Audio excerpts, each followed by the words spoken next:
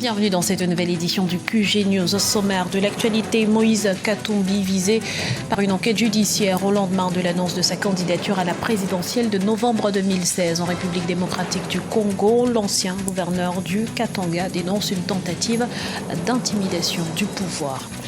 Guillaume Soro, nouveau président de la conférence parlementaire afro-arabe, le président de l'Assemblée nationale ivoirienne, a été élu ce mercredi pour un mandat de 2 ans. Et puis la 12e édition de la Biennale d'art contemporain de Dakar se poursuit au Sénégal.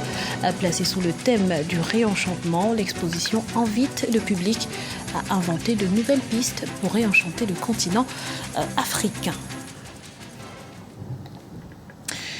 Sa candidature à peine officialisée et le voilà déjà dans la tourmente. Moïse Katumbi, en lice pour la présidentielle de novembre 2016 en République démocratique du Congo, est soupçonné par les autorités d'avoir recruté des mercenaires sud-africains et américains commis à sa sécurité. Explication avec Corinne Kamdem. Le candidat Moïse Katumbi au cœur d'une enquête judiciaire. Mercredi 4 mai 2016, l'annonce de la candidature de Moïse Katumbi aux élections présidentielles en République démocratique du Congo a mis fin à des mois de spéculation. Cependant, le même jour, le ministre de la Justice Alexis Tambwe a ordonné au procureur général d'ouvrir une enquête sur des recrutements présumés de mercenaires étrangers. L'ex-gouverneur de la région du Katanga ferait partie de la liste des personnes soupçonnées d'avoir employé ces étrangers qui seraient des ex-militaires en situation irrégulière. Le ministre de la Justice a donné une injonction au procureur général de la République d'enquêter sur toutes les personnes qui sont citées dans l'affaire de la présence irrégulière sur notre territoire d'un certain nombre de ressortissants étrangers qui seraient des anciens militaires, parmi lesquels M. Katumbi. Pour certains observateurs, la candidature de Moïse Katumbi, soutenue par divers groupes de l'opposition comme le G7, pourrait être un moyen de pression sur le pouvoir en place. Une pression qui pourrait contraindre au respect du calendrier électoral qui prévoit la présidentielle pour novembre 2016. Pour les membres de l'opposition, les accusations portées contre Moïse Katumbi sont infondées et destinées à discréditer sa candidature. Le G7 exprime toute son indignation devant la campagne de dénigrement et les cabales grossièrement montées actuellement par le pouvoir contre le candidat Moïse Katumbi aux fins de nuire à sa personne et l'empêcher de participer à la prochaine élection présidentielle. Pour l'heure, aucune convocation n'a encore été adressée par le procureur à Moïse Katumbi, qui ne cesse de se dire victime d'intimidation. Et sachez que Moïse Katumbi, qui se dit en danger, a demandé ce vendredi la protection de la MONUSCO, mission des Nations Unies en République démocratique du Congo.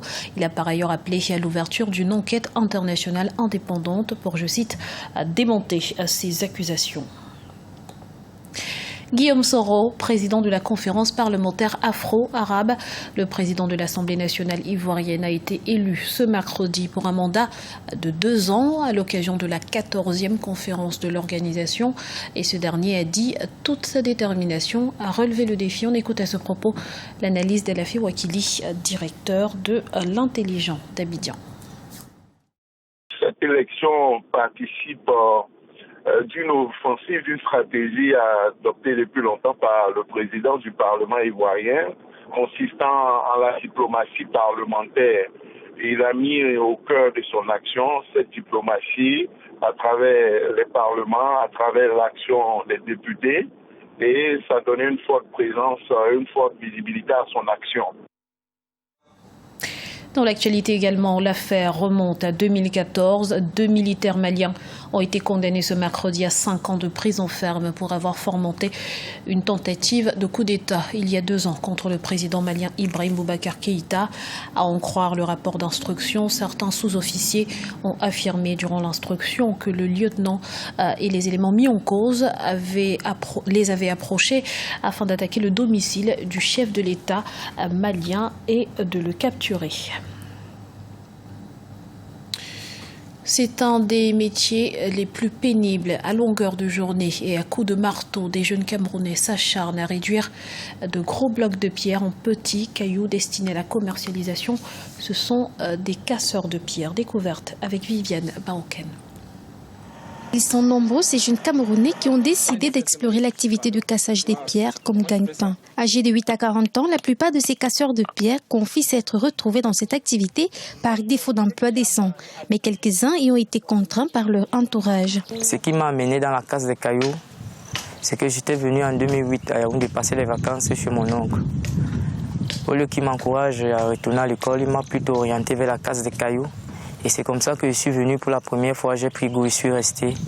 Brûler et casser une roche afin d'obtenir des morceaux de pierre pour la commercialisation est un dur labeur quotidien auquel font face ces jeunes Camerounais à la quête de mieux-être. Malgré le long périple qu'ils font endurer pour obtenir la marchandise, les jeunes casseurs de pierre ne se découragent pas. Pour travailler, on a l'habitude de chauffer, comme vous avez vu là. Lorsqu'on chauffe, ça donne des fissures. On prend un poinçon comme celui-ci. Alors on l'implante d'où il y a la fissure. Et on se met à doser pour que ça nous sorte des pièces comme celle-là, dans des moellons. Alors on frappe comme ceci. Avec l'arrivée des entreprises chinoises sur le site des casseurs de pierre, l'activité semble avoir pris un coup. Les gains ont littéralement diminué, créant ainsi un manque à gagner à ces débrouillards. Le gravier payait correctement ici au chantier. C'est parce que les Chinois sont venus tout gâter. Ils ont baissé la tonne de gravier. Et les particuliers préfèrent aller prendre ça là-bas chez eux, chez le blanc, au lieu de venir prendre chez leurs frères camerounais. La casse des pierres, comme beaucoup d'autres activités, font partie du secteur informel. Pour l'heure, aucune législation ne réglemente cette activité au Cameroun. Culture à présent, la 12e édition de la Biennale d'art contemporain de Dakar bat son plein au Sénégal. Lieu d'échange et de partage, mais surtout véritable tremplin pour les artistes. Il s'agit d'une des plus importantes manifestations des arts visuels sur le continent. Immersion avec Idelette Mirabel-Bissot. La Biennale de l'art africain contemporain de Dakar est devenue un rendez-vous incontournable d'échange et de partage sur le continent. Ce rendez-vous du donner et du recevoir regroupe depuis 1992 une palette d'artistes nationaux et internationaux venus d'Afrique et du monde. En 2016, l'événement est à sa 12e édition et tout est réuni depuis le 3 mai 2016 pour aiguiser la curiosité des visiteurs. On vient d'abord soutenir l'événement parce que c'est une grande fête panafricaine et c'est un devoir, une obligation pour nous de venir voir la création contemporaine africaine. L'édition 2016, qui s'inscrit dans la continuité des précédentes, est un espace de débat sur l'art africain et des questions environnementales. La Biennale de Dakar est aussi le lieu d'exposition par excellence du génie culturel africain, notamment de l'Afrique au sud du Sahara. Le Dakar fait partie des événements phares sur le continent qui consacre exclusivement son programme aux artistes d'Afrique. Ma représentation artistique pose une question. Où en sommes-nous aujourd'hui dans le développement de l'Afrique? Nous reculons, nous stagnons ou nous avançons? Instituée par l'État du Sénégal depuis 1989 avec une première édition dédiée aux lettres en 1990, la Biennale de Dakar sera réservée à l'art contemporain lors de la 2e édition en 1992, avant d'être définitivement consacrée à la création africaine contemporaine à partir de 1996. Les objectifs de Dakar sont d'élargir les possibilités de promotion des artistes africains faiblement représentés dans les grands événements artistiques du continent et du monde. Ce journal a été préparé par l'ensemble de la rédaction. Merci de l'avoir suivi. Retrouvez dans un instant une nouvelle édition de l'actualité sur Africa 24.